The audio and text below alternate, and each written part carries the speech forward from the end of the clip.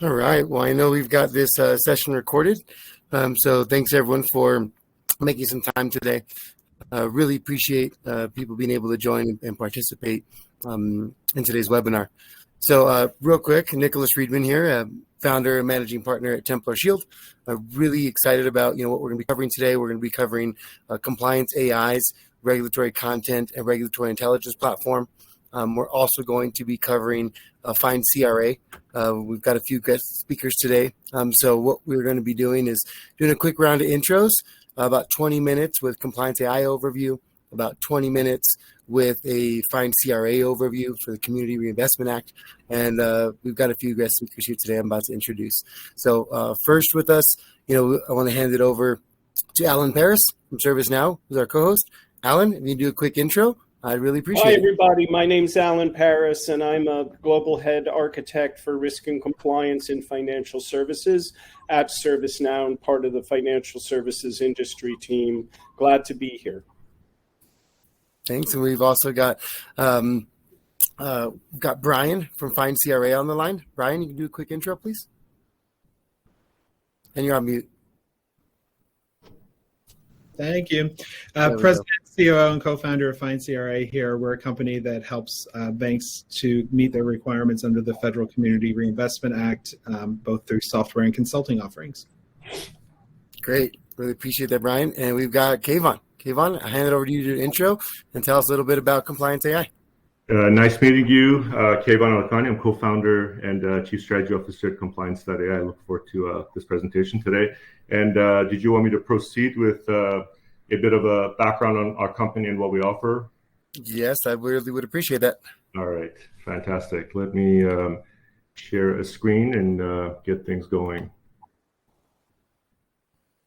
Yeah, I want to hear all about what the Compliance.AI does. Absolutely, yeah. Let me know when my screen is properly showing.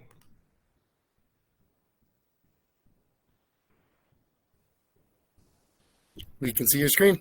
Fantastic. Yes, we are a compliance solution provider, as the name implies. We take advantage of automation, artificial intelligence to simplify a ridiculously complicated, time-consuming, error-prone, and frankly, super expensive process that regulated organizations have to go under to essentially be both in the know in terms of what regulatory changes have happened, be able to track them, monitor them, react to them on a timely basis, and report on everything that they've done before, during, and after the rulemaking process. We are a cloud-based solution provider, and conversation after conversation in the past 5+ years with chief compliance officers, risk officers, general counsel, heads of audit, first and foremost, make sure I'm in the know, as in help me understand everything there is to know, both in the terms of horizon scanning, both in terms of noisy content, whether there's speeches and statements and notices and updates from agencies,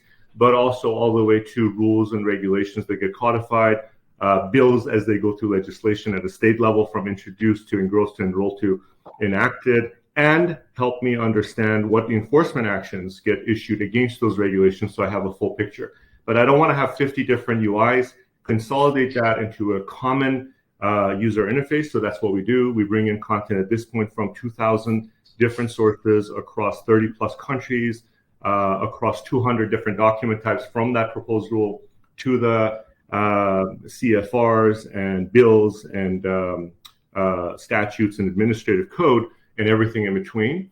And we then create a common taxonomy in terms of basically attributes such as publication date, citation reference, regulation reference, and also important information that has to do with the document type classification. And further above and beyond that, now that I provided a mountain of information to that compliance officer, we need to help them identify that needle in the haystack, right? To basically lower the amount of noise and get to that set of changes that only impact me in my role in the organization. And so one of my colleagues has coined the term Compliance.AI is noise cancellation headphones, high fidelity for regulations. And that's really the idea. Go from having to review 100 to 200 documents to maybe only those 20 or 30 that are relevant to your role. And we do that through classification, summarization, extraction of key data, obligation extraction, automatically classifying the document. This one relates to anti-money laundering. This change relates to ESG, environmental social governance, and this third one relates to privacy or cybersecurity. And at this point, we have hundreds of classifiers for that purpose. And of course, then help me take action on it, whether it's doing some assessments in Compliance.AI and then downstream publishing it to products like ServiceNow for users to be able to do risk mitigation, KYC, KYB, incident management, et cetera, or it has to do with simply workflows that determine relevance or non-relevance that you can accomplish in Compliance.AI as well to lower the noise so you don't contaminate, as we say, the GRC system, underlying GRC system, with information that has nothing to do with your business. And of course, all the while being mindful of how serious regulators are about these regulations through monitoring enforcement actions. And last but not least, the ability to run reports and create reports both for internal management purposes and for those external stakeholders that are auditors, so that you can show that you in fact do have a robust regulatory intelligence and change management practice in place. And we provide those on the fly, ad hoc, scheduled, or on a recurring basis. Ultimately, we serve individuals in the company that are tasked with either horizon scanning, building out a law library, or completing a change management. We really call it more of an orchestration. What changed? And finally now, as of, I want to say the past 6 months, the ability to also relate the regulatory change to the policies inside the company. So these regulatory changes tell me which policies in the organization are potentially impacted as a result of the changes that have been provided. So different personas are served through that. And the final outcome is really efficiencies in operating costs. Compliance running today as the highest cost center for most regulated organizations, specifically in the financial service and insurance space. Noise reduction, stop looking at 100 documents, only look at the 20 that's relevant to you. Obligation assessment, stop looking at every single line in a, yes, Microsoft Excel spreadsheet, and instead look at only the obligations that have been extracted for you automatically and only the ones that are for documents that are relevant to you. Rely on a ever-growing, unfortunately, group of regulators that constantly publish content, not just from one perspective, but also mushrooming for different perspectives, whether it's mini CFPBs at the state level, or whether it's new document types that didn't exist before, or whether it has to do with the jurisdiction that you weren't working on because now you grew through acquisition, or you're launching a new product, or you're basically going into a new state or a new country that you weren't operating before. The onboarding is quite swift. Users are typically onboarded within the product within hours. Ultimately, this is a 1-2 punch. Compliance is very much a team effort. From one side, we're providing that highly potent single place to go regulatory intelligence across these agencies. And then through partnership with Templar Shield, we have integrations to basically GRC solutions like ServiceNow. Use our product for the purpose of regulatory intelligence, regulatory monitoring, and enforcement action tracking, obligation assessment, and then on a subsequent basis, then use ServiceNow for the purpose of GRC. And typically you see a up and running within a couple of hours, up and running within a couple of weeks for a timeline perspective. And ultimately, it's not just regulatory content, it's also content coming from industry associations, law firms, organizations that provide what we call premium content for either the insurance industry, payment industry, banking industry, and add that along with thought leadership and guidance that comes from consulting firms and from law firms as well. And so if we look under the hood of what is Compliance.AI, it's very much a platform. So from one side, bring in these regulatory changes and these laws on an ongoing automated basis. At this point, it's very much an engine building, at this point, a little over 10 million regulatory documents and counting at a international level, 30 plus countries. From the other side, it's bring your own content. So aside from regulatory content, maybe you have your own policies, procedures, agreements that you want to bring in and have those go through the Compliance.AI pipeline of rating, ranking, classifying, summarizing, and relating them to the regulatory changes that have occurred. Put that on a platter in the form of an API, eat our own dog food in the form of our end user application, or make them available for consumption in products, including ServiceNow. And so with that, I don't know how much more time I have, but can probably provide how much more time do you think we have? Maybe another 8 minutes or so? Yep. Or? That's fine. Alan, any questions from you at this point? Yeah, I do. I have a quick question. You mentioned your time to set up. You mentioned your time to set up was really just a few days.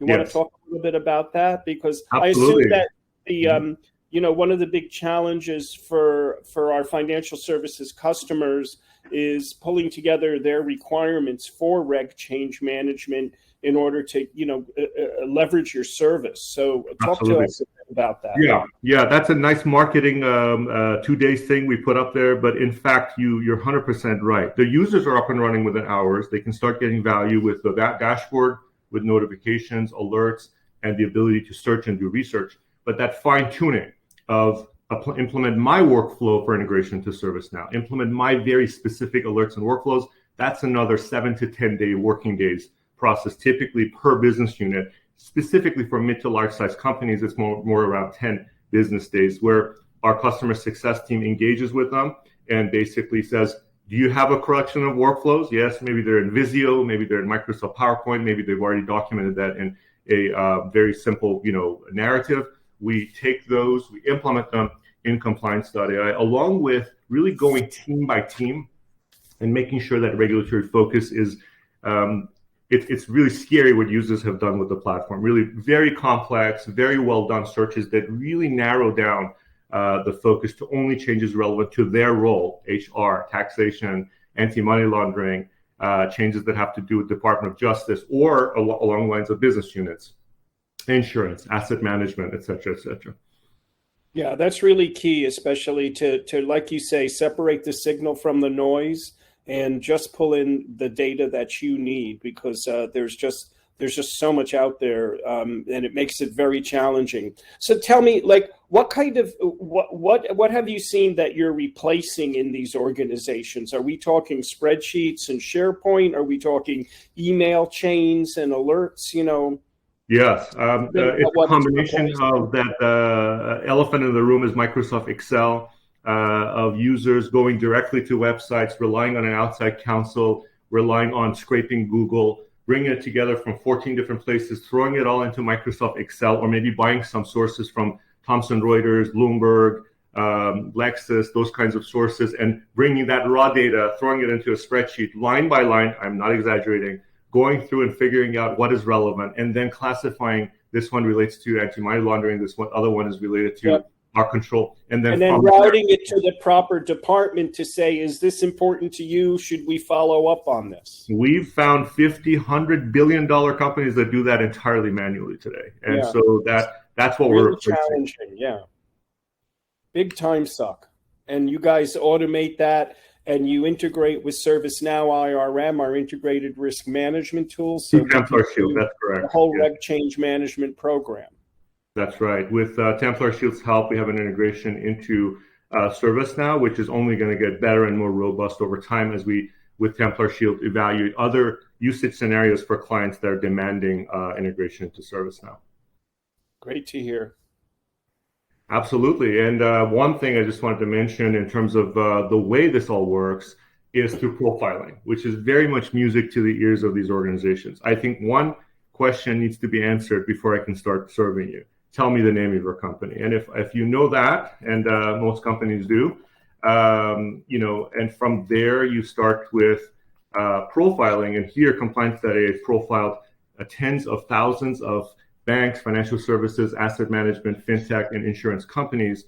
And so from here you come in and you essentially look at the profile Compliance.AI has detected in terms of where you operate, which state or jurisdictions do you want to have coverage for inside the product. Maybe it's not just United States, maybe you also want other countries that we have coverage for included, or we go forward with the United States. Which lines of business does your company offer, or does your team offer? You can check and uncheck the specific. Maybe later your organization is also now doing something that we hadn't checked here before, or you're no longer dealing with trade finance. You can check and uncheck that. And from there, we then have you verify that. And now we map the organization's profile to the regulations, topics, concepts that impact this organization. And from here, a company will start using that administrative interface to say, show me what my default filters are. That noise reduction starts immediately. We think you need to pay attention to changes that have to do with leasing, lending, anti-money laundering, but also privacy and cybersecurity, as well as think of it as operational compliance. But also on a granular basis, we believe that you should pay attention to changes that get published on an operational compliance perspective that have something to do with environmental, social, and governance related changes. So here you're building out that focused perspective of what you should be tracking against which sources. You told me operate in the United States. Based on your profile, these are the agencies that you should pay attention to. First and foremost, the usual suspects like the Fed and FINRA and FinCEN, but also the ability to select from a very wide list of other agencies that Compliance.AI has access to, along with, of course, state level regulators, where within the states that you operate, we think that you should be following these specific agencies. So within my state of California, we've pre-selected for you the Financial Protection Innovation and the Privacy Protection Agency. You may say, nope, I want all of them. I want both the state legislature and the Attorney General. Select all. And as the state of California notoriously launches new agencies every other quarter, follow them automatically for me. So that's how easy it is to specify that criteria. From there, augment that with narrowing down towards document types. I'm not interested in changes that get published that have something to do with noise. So for example, maybe I don't care about speeches or testimonies or alerts and advice. So I will turn that off and say I'm not interested in any of this, so clear all. But I am interested in legislation as the bills go through the legislative process, as acts get issued, as public law gets established, and as statutes get established, let me know. Moreover, as regulations get established in terms of a codified collection or U.S. code, or in terms of rules, go ahead and inform me of that. So not only do you have the ability to build out a law library, but you can also specifically look at those changes that are impactful of your company. From there, the dashboard gets built. Tell me what's changed recently in the regulatory landscape, how it maps to my business and operational topics, what deadlines are looming, what enforcement actions have been issued. From there, I can look at specific changes and actually look at the impact that a change may have on my business. Here, we see a change published by the SEC in the form of a proposed rule. We've extracted all the pertinent information, including citations, CFR references, and the Compliance.AI enhancement in terms of classifying the document and extracting all the obligations that are important for an organization that they need to respond to. And you can then immediately take action on these obligations.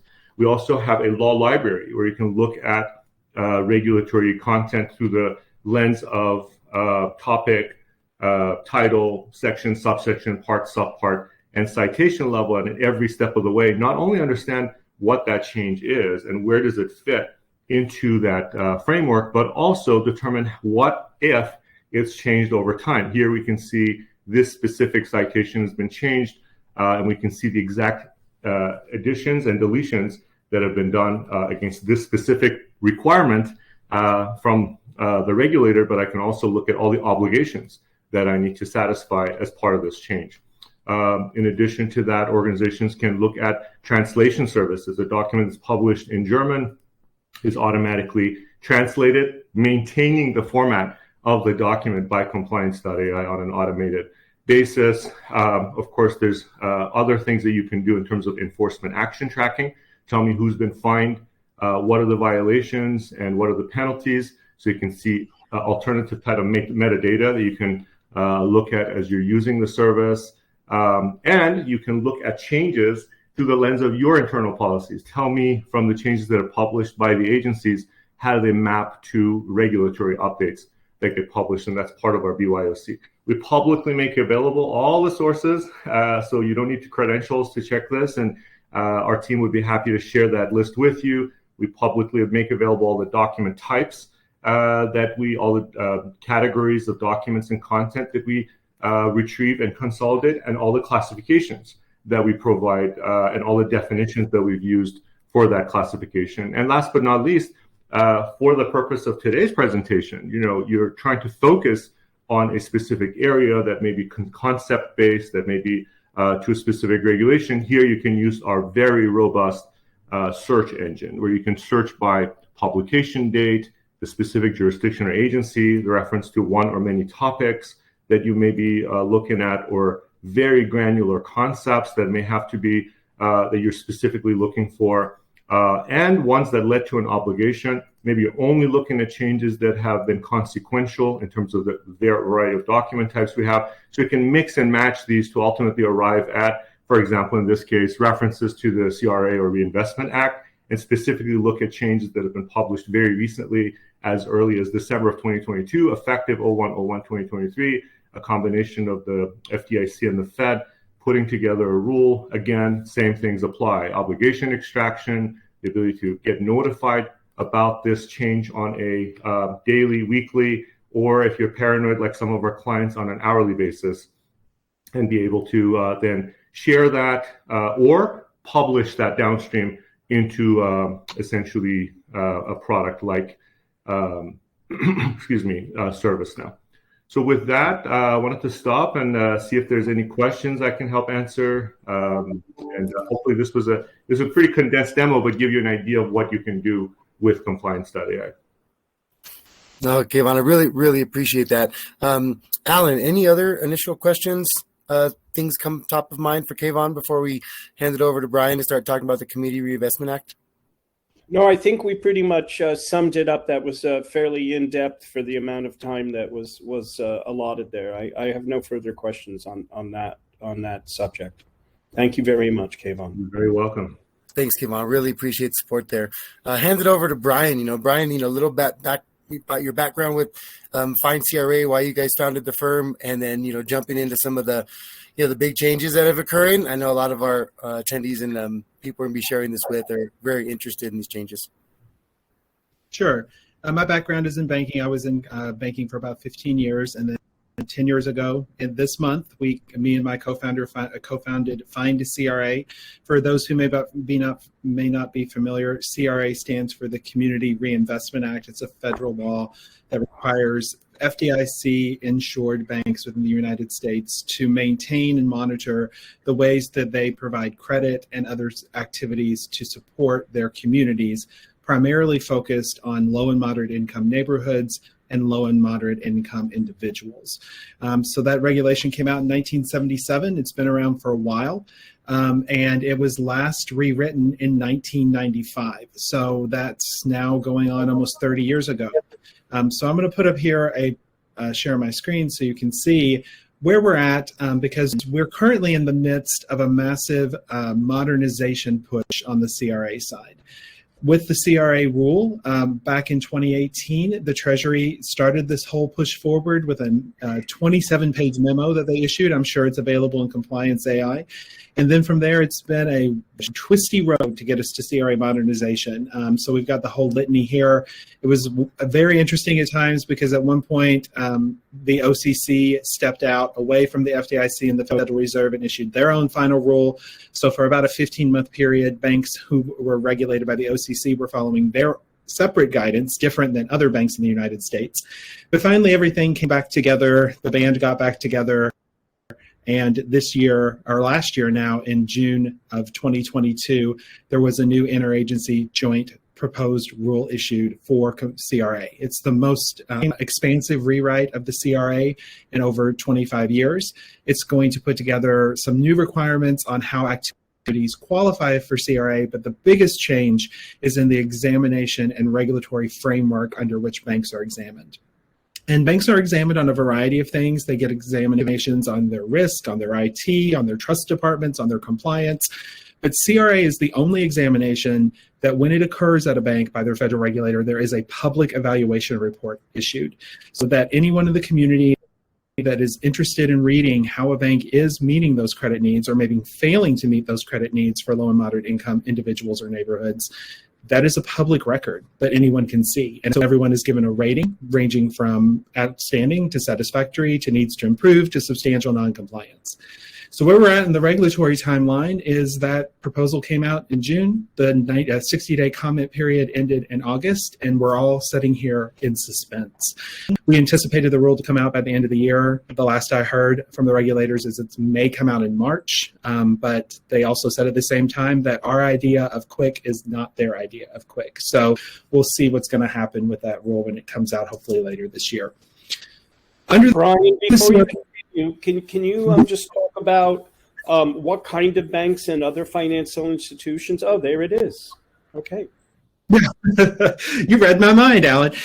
So with the banks, it is any bank that has FDIC insurance, so it has to be a federally chartered bank within the United States.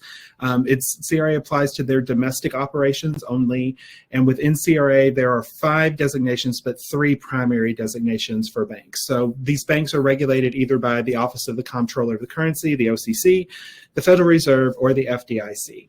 Under the current framework, we have these 3 designations. They're called small, intermediate, small, and large. But the new proposed rule is going to push up the asset size thresholds for what designates as each type of bank. So right now, a small bank is around 350 million. It's going to go to 600 million. Intermediate goes from around it goes up to, it's currently around 1.5 billion, it goes up to 2 billion, and then large banks are banks over 1.5 now, and that will go to 2. So they're going to push those thresholds up a little bit. And why that's so important is when it comes to the CRA examination, the different requirements for how the banks have to show performance and how they have to demonstrate and be examined as the bank grows in size, it gets more and more complex. So a small bank is only evaluated on its lending record, whereas a large bank has to be evaluated on lending to both small businesses and home mortgage products. It has to be looked at as their community development record in the lending area, as well as their investments, their donations, their employee service, their branch locations. It's a much more comprehensive test. And to that end, are there any other kinds of financial institutions that are covered, or is it only FDIC? Do we include credit unions or non-bank financial companies? At the federal level, it's only FDIC insured institutions, and that was one of the big pushback, especially the American Bankers Association pushed back on the fact that in recent years, the majority of credit unions are now operating akin to banks, and their memberships have grown. They're offering very similar products, but as of today, and even under the proposed rule, credit unions do not have to follow CRA. Mortgage companies, fintechs don't unless they have a bank charter, so it really is just the banking institutions. Now, there are a couple states. Illinois has a state-level law. Massachusetts has a state-level law that applies CRA, for example, in Illinois, to credit unions and mortgage companies, but that's done through the state legislature, not at the federal level. Thank you. Of course, yeah. And then within CRA, there has always been, since 1977, 4 pillars of CRA. It's focused on affordable housing efforts, on economic development efforts to support small businesses and small farms, on different types of community supportive services, so things like food pantries and healthcare and women's shelters and all of those, what may be called social services, and the revitalization of low-income areas, distressed areas. And under CRA, this proposed rule, those are still there in spirit. They're going to be expanded out a little bit. They're going to be recrafted a little bit, and a couple things that are filtering up is financial literacy is going to be even more of a focus under the CRA Modernization Rule for all income levels, and they're also going to be pulling in not only disaster relief, but now also disaster preparedness and climate resiliency. So activities that banks participated in, especially targeted to low-income and distressed and underserved areas to help them prepare for climate disasters or prepare for natural disasters, will now also be considered CRA responsive. There's also a renewed focus on support for Native and tribal lands, so communities that have Native Americans living in them as well. The bank can also get extra credit under the new proposed rule, looking at different impact factors, things like working in persistent poverty counties, working with banking institutions that are majority owned by women or by minority individuals or low-income credit unions, support for community development, financial institutions, support for the smallest businesses out there, those businesses making less than $250,000 a year, again, looking at Native communities and other activities that the bank participates in. Under CRA, another huge change that the agencies have proposed is what they call an assessment area. So an assessment area is where the bank's performance is evaluated, and up through today, that is based on where the bank has an office, a branch, a deposit-taking facility like an ATM, or they do a substantial portion of lending.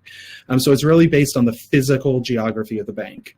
That will stay in as a facility-based assessment area, but there is a new type of assessment area being proposed based on a bank's lending activity that is agnostic to where the bank is located.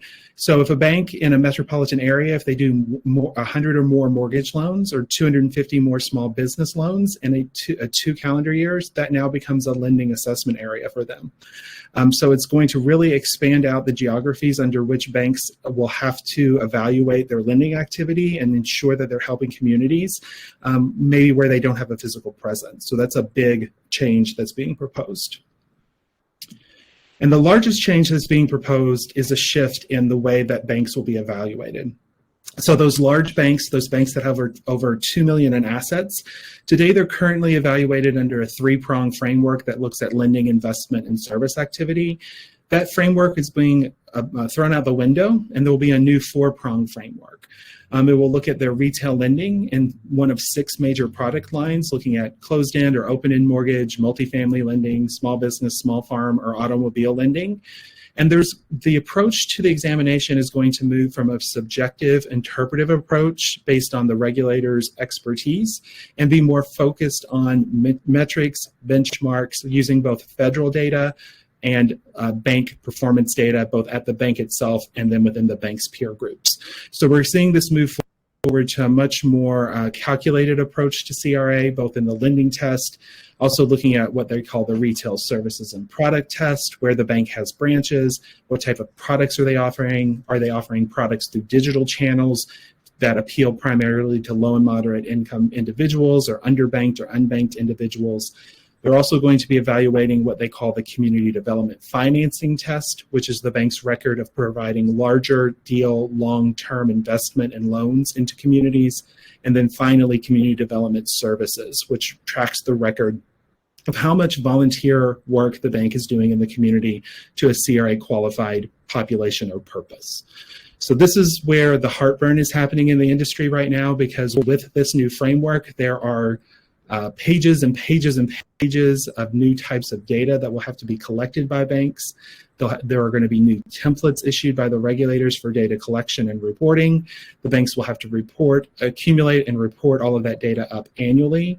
And then that will be utilized to evaluate the bank when the examiners come on site every 2 to 3 years and provide that rating in each of their assessment areas at each of the states they operate, and then at the institution level. So part of the reason why we think there has been a little bit of delay in issuing the final rule is the amount of technology that will need to be developed, the amount both at the vendor level and at the bank level, but also the amount of training that's going to have to occur, not only with the banks, but also with the regulators themselves to understand this new framework. Fully anticipate this rule will be coming out in 2023, but we're not sure when. And then just as a summary here, go ahead, Alan. No, I go ahead and finish up, because I have a question for Nick in terms of how Templar Shield's going to address this in ServiceNow. So go ahead and wrap up or finish up with your Sure. presentation. So just wanted to share a little bit about what we do at Find CRA. We are a software and a consulting service. We have 2 great products if you are a financial institution operating in the United States. The first is called Community Qualifier. Community Qualifier is a cloud-based solution where you can use our software to identify every CRA-aligned nonprofit in the United States. It's underpinned by an algorithm we created called Crania that pulls in thousands of data points to determine the alignment of an organization. And then once that organization passes our review process, there's a profile created for consistent documentation for regulatory purposes. Nonprofits can come out and claim their profile for free, and banks have access to search those profiles as well. We also have a second software called Contextor, which is a market research tool. Under CRA, there is a concept called performance context, where banks are expected to understand what's going on in their markets from a demographic, economic, housing, competition standpoint. And currently, if a bank does not have a product like Contextor, they're having to go to 50, 60, 70 different websites to pull together that information. And once they have it, they have to figure out how they're going to put it together. With Contextor, we've done that for them. We pull all of the data into market level reports that they can click on, and it's pulling in hundreds of pieces of data into 10 sections with the click of a button. So we make that simple for them. We also provide CRA consulting services in all aspects of CRA, from training your staff all the way through exam prep. So we have this as a customized solution that we support banks of all sizes to help them with their day-to-day CRA exam management, identifying activities, doing peer analysis, and also preparing for those exams. So if you want to find out anything more, have a conversation with me about anything we do, you can find us at findcra.com.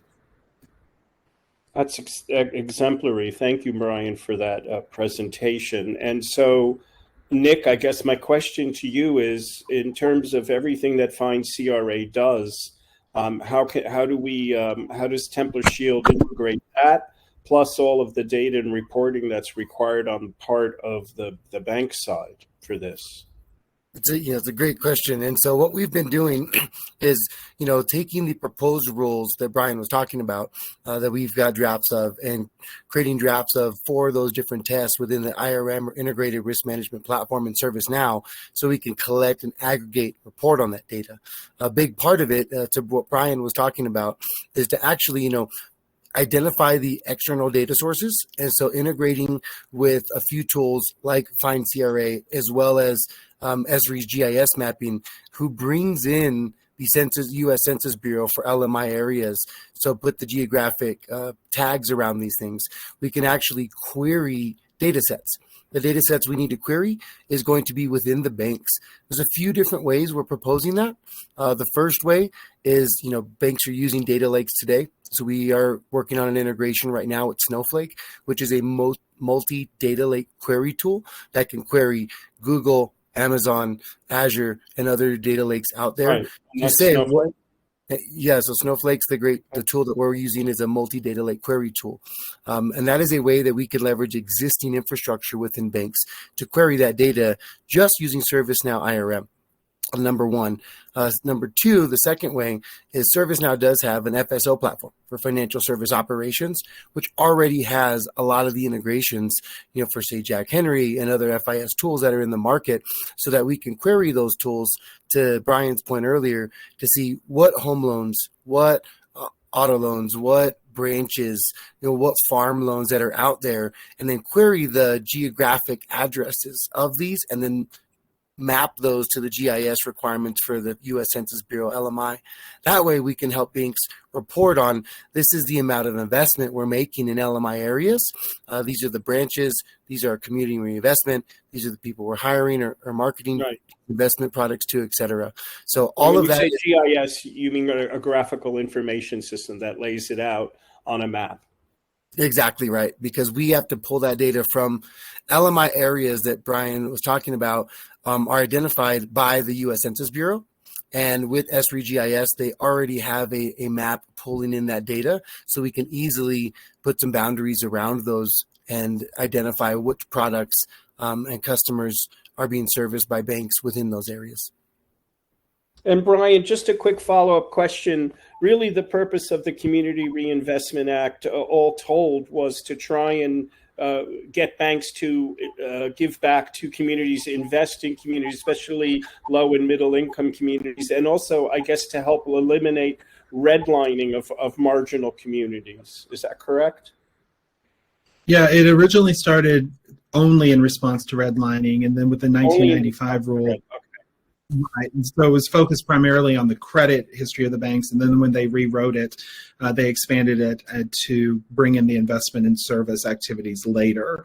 And so one of the battles going on in Congress right now is there was a separate bill introduced, kind of slipped in by Representative Maxine Waters, to bring economic inclusion and anti-discrimination more directly into CRA.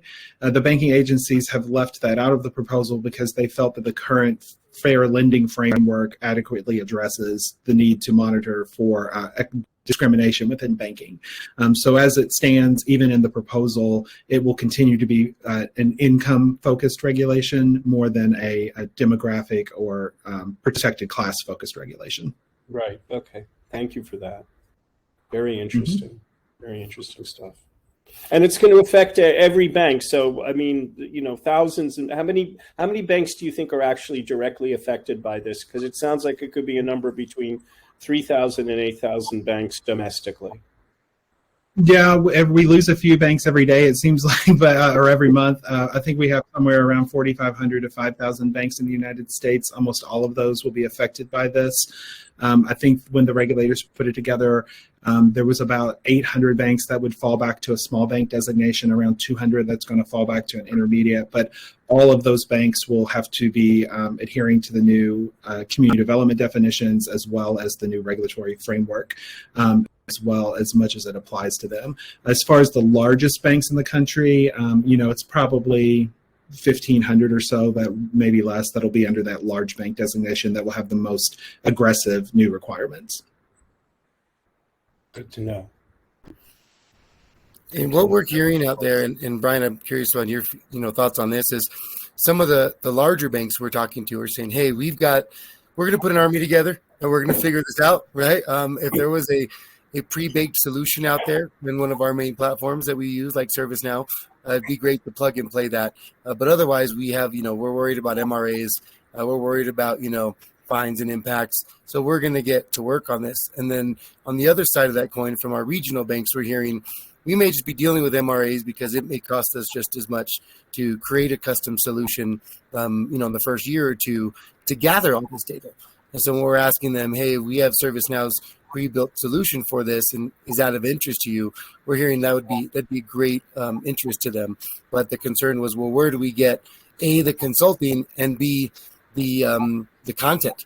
And so, figuring, engaging fine CRA from the consulting perspective and the regulatory content and intelligence with Compliance.AI, we feel that's a winning team here. But any thoughts on what you're hearing from larger regional banks in regards to some of that? Yeah, the largest banks have their own in-house built CRA tracking system. So I'm talking like the top 15 largest banks in the United States. So they don't really rely on a lot of external software. Some of them do, but for the most part, they're going to be handling it internally. So we're hearing the same thing. A lot of the regional banks are taking a wait and see approach. I think this is a little bit overwhelming right now with the CRA modernization rule. We also have the 1071 filing rule that has been proposed by the CFPB that's going to really change the way banks have to track their small business lending. It's going to put in a whole new framework under that. Those two rules are both timed right now to come out in March. So it's going to blow up the compliance department in banks all over the country trying to figure out how to do that. There's also going to have to be an implementation window because banks rely on technology, whether it's technology to compile the software, technology to file the software, technology to track the regulatory change. They are going to be looking for vendor solutions to do that. They just don't have enough staff. The other thing we're seeing, CRA's hitting its 46th anniversary. A lot of the old guard have retired. They've moved on. They finally got out of banking. And there are dozens, if not hundreds, of CRA jobs open across the country. Banking is every day I see job post after job post. I was just talking to one $7 billion bank that has 7 positions open in its compliance department. So right. There is a lack of staff out there as well. Massive loss of collective knowledge and IP. Mm-hmm. And I'm sure, I don't know this, but I would expect that the agencies are feeling the same thing, right? So they're trying to hire examiners to come in to be able to complete the examinations at the same, and are struggling, I would assume, the same way the banks are. Yeah, great intelligence, and great feedback, from what we're seeing in the market from the Compliance.AI team, from Alan and from Brian. We really appreciate that. Last thing we want to say, we'll be, sharing this recording out with all of the registrations and attendees and also the firms that can share it collectively. If any of you guys are going to be watching or attending this, if you have any questions, please reach out to Templar Shield. We work with ServiceNow, Find CRA, and Compliance.AI to provide this integrated data model. And, we think, providing a policy lifecycle workflow around this in IRM providing the controls, and then providing the regulatory content and the internal audit capabilities that ServiceNow offers, I think is going to be critical to maturing quickly for these types of solutions. But making sure you have the subject matter expertise, right, with Find CRA, with some of our consulting partners in that space, I think is going to be critical. The current state assessments and that incremental maturity to where you guys want to go and your CRA journey. So really appreciate all of our presenters today. We're going to go ahead and wrap up. We're going to be sharing this recording. If you have any questions, please reach out and let us know. Before I do that, Brian, any closing remarks on your side? Anything else you'd like to add? I think that it's hosting. Go ahead. I'm good. Thank you. Alan, anything on your side? No, thank you very much for hosting. It's another interesting webinar, and I look forward to being able to post the recording. Cheers. Sounds great. We really appreciate everyone's time. Have a great rest of your day, and we'll be in touch soon. Have a good rest of your time.